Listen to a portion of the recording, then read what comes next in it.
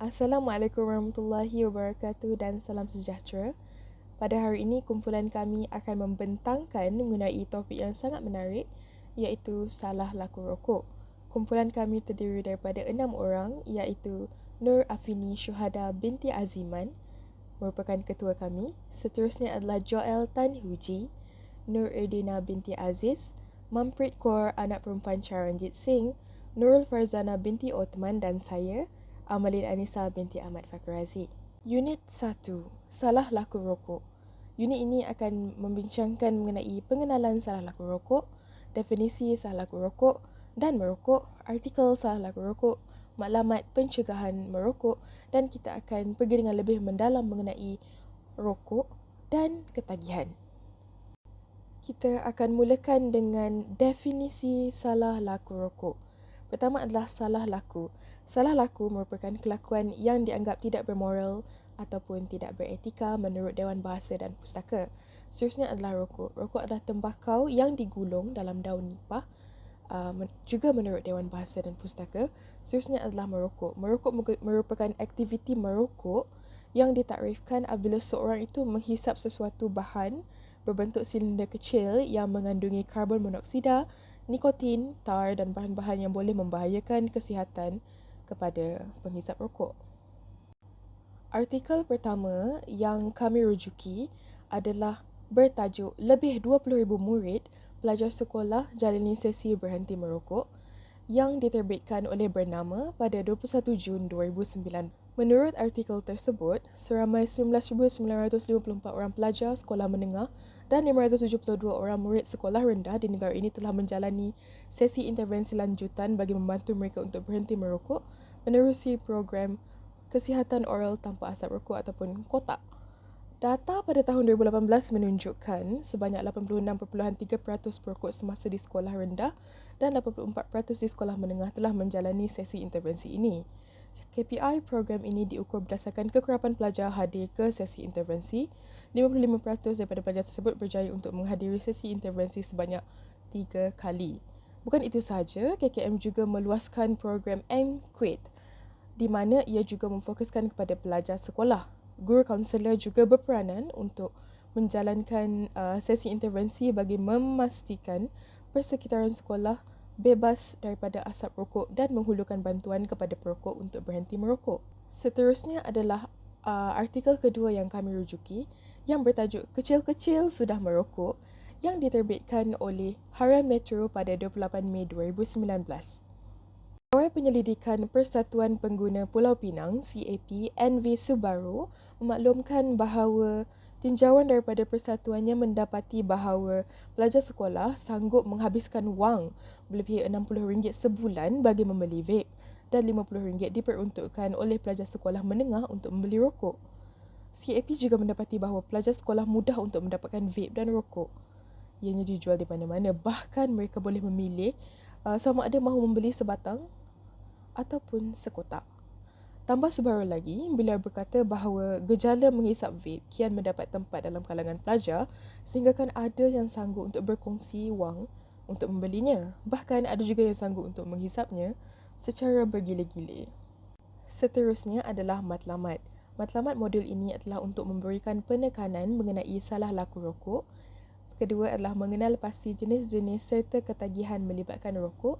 Seterusnya adalah memberikan maklumat mengenai cara pengurusan disiplin membabitkan salah laku rokok di sekolah. Seterusnya adalah memberi cadangan aktiviti untuk mengatasi ataupun mengurangkan salah laku rokok. Seterusnya adalah rokok dan ketagihan. Pertama sekali, ayuhlah kita mengenali jenis-jenis rokok. Pertama sekali adalah rokok biasa yang kebiasaan dilihat.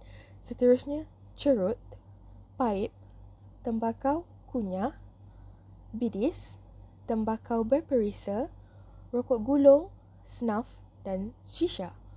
Selain itu, rokok elektronik, vape, e-hookah dan elektronik nicotine delivery system ataupun ENS juga dikategorikan sebagai rokok.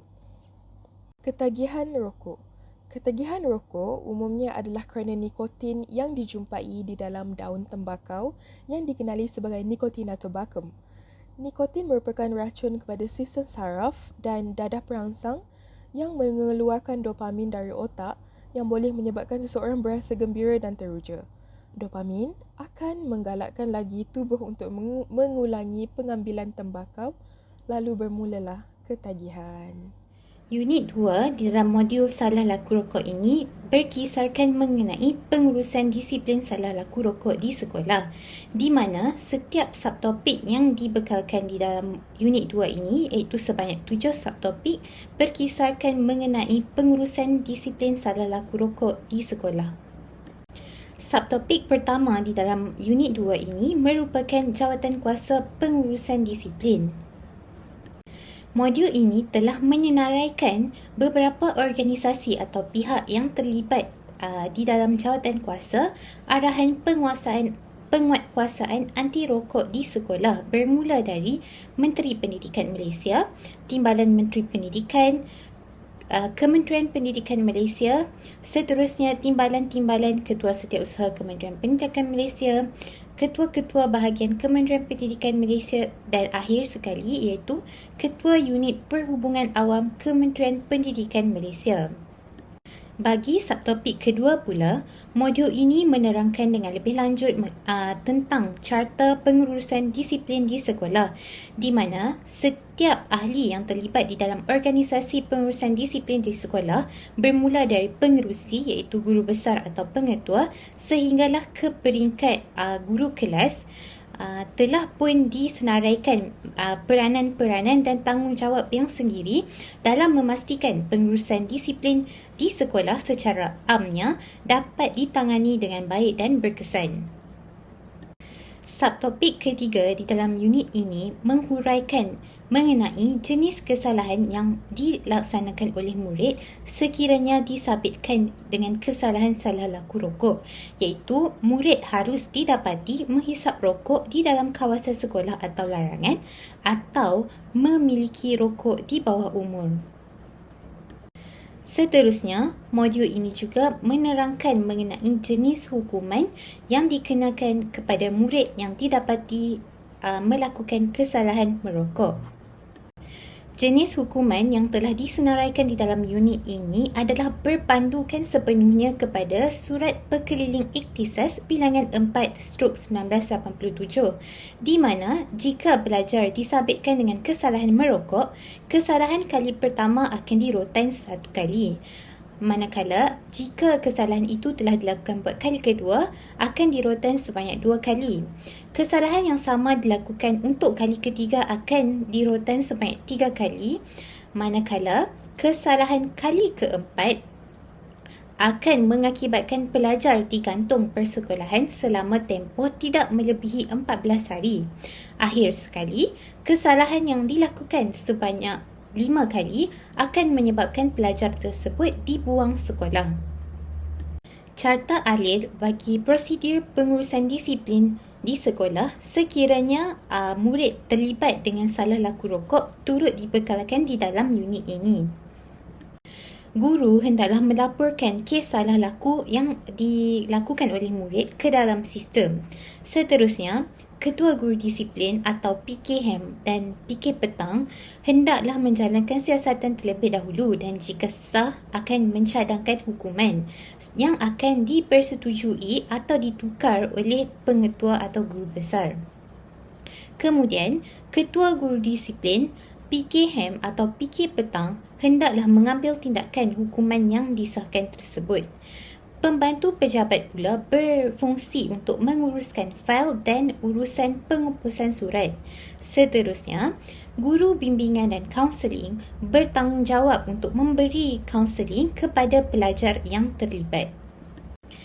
Akhir sekali, unit 2 juga turut membekalkan kepada para pembaca mengenai borang pengurusan disiplin salah laku rokok, di mana borang ini disediakan untuk tujuan memudahkan proses guru melaksanakan hukuman dan untuk memudahkan proses rekod.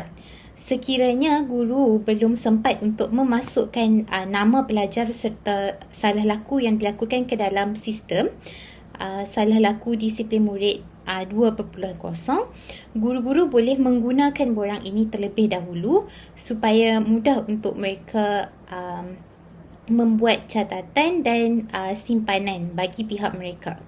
Assalamualaikum, nama saya Nur Afini Syarah Aziman dan saya akan menerangkan unit 3 strategi pengurusan disiplin salah laku rokok. Okey, yang pertama ialah strategi pengukuhan sistem organisasi dan pentadbiran sekolah. Aktiviti pencegahan salah laku rokok, teknik 5R dan kaedah date pointer diperkenalkan. Aktiviti pencegahan salah laku rokok merupakan aktiviti yang sesuai dijalankan sebagai salah satu aktiviti untuk rehabilitasi merokok kepada murid yang terlibat. Contohnya aktiviti bertulis seperti mengelaskan keburukan merokok. Yang kedua adalah menggunakan teknik 5R iaitu relevance, risk, rewards, roadblocks dan repetition. Yang terakhir adalah menggunakan kaedah date pointer. Kaedah date pointer merupakan kaedah yang bertujuan untuk mengalihkan tumpuan perokok daripada memikirkan pasal rokok sepanjang pemulihan. Dan date pointer bermaksud D delay, E escape, A avoid dan D distract. Seterusnya sistem organisasi dan pentadbiran. Jadi salah satu perkara yang harus diambil kira ialah pembahagian jabatan salah laku kepada pengawas di sekolah untuk tujuan kelicinan organisasi. Dan kedua ialah sistem pemeriksaan salah laku secara bergilir mengikut jabatan salah laku yang telah dibahagikan tadi. Yang ketiga ialah melakukan sistem maklum balas salah laku. Contohnya melakukan sistem maklum balas merokok seperti menggunakan borang PMSM ataupun borang Scoville-Strom. Yang terakhir ialah mengadakan mesyuarat PIBG untuk mengenal pasti punca salah laku rokok. Adakah berpunca daripada rakan sebaya ataupun daripada keluarga itu sendiri. Yang kedua ialah kempen kesedaran merokok. Jadi kempen anti merokok diperkenalkan. Tujuan kempen anti merokok ini untuk mendedahkan dan memberi pengetahuan kepada para pelajar atau murid mengenai bahaya merokok terhadap kesihatan mereka. So maklumatnya memastikan murid bebas dari budaya merokok dan melahirkan murid yang mempunyai tahap kesihatan yang baik dari segi fizikal, mental, rohani dan jasmani seraya dengan aspirasi falsafah pendidikan negara. Yang terakhir ialah cadangan aktiviti juga berdasarkan aktiviti yang sesuai dengan strategi menjadikan sekolah mencapai kecacatan sifar dalam salah laku murid. Yang kedua ialah program I'm Free. Program I'm Free telah diperkenalkan oleh Kementerian Pendidikan Malaysia kepada semua murid sekolah rendah bermula daripada tahun 1 hingga tahun 6 sebagai sebuah program pendidikan dan pencegahan amalan merokok. Tujuan program I'm Free ni untuk memastikan murid yang lahir pada tahun 2009 dan ke atas kekal tidak merokok sepanjang hayat. Visi program ini adalah untuk rakyat Malaysia bebas daripada merokok, matlamat mencapai generasi amalan bebas amalan merokok sepanjang tahun 2025.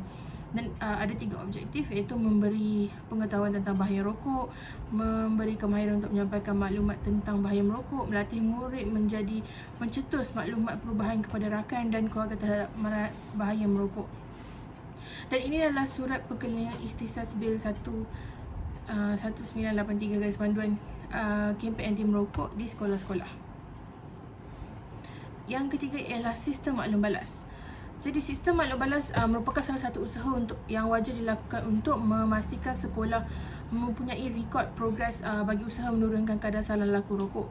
Sistem maklum balas mengesan sejauh manakah ketagihan murid-murid terhadap rokok dan memantau jika ada cara untuk mengawal masalah salah laku rokok di sekolah. Yang kedua ialah borang-borang yang boleh digunakan untuk tujuan sistem maklum balas adalah borang penilaian PMSM dan juga borang Scoville-Strom. Ini adalah borang PMSM dan ini adalah borang Scoville-Strom. Kesimpulannya, gejala merokok bukanlah satu isu yang asing lagi bagi masalah disiplin para pelajar. Oleh itu, guru perlulah cakna dengan peraturan-peraturan yang telah dikeluarkan oleh KPM. Guru juga tidak boleh sewenang-wenangnya menjatuhkan hukuman kepada para pelajar dan setiap masalah disiplin mempunyai panduan yang dikeluarkan. Begitu juga dengan masalah rokok. Panduan-panduan yang dikeluarkan perlu diikut sebetulnya supaya tidak menimbulkan masalah kepada guru maupun pelajar. Itu sahaja daripada kumpulan kami. Terima kasih.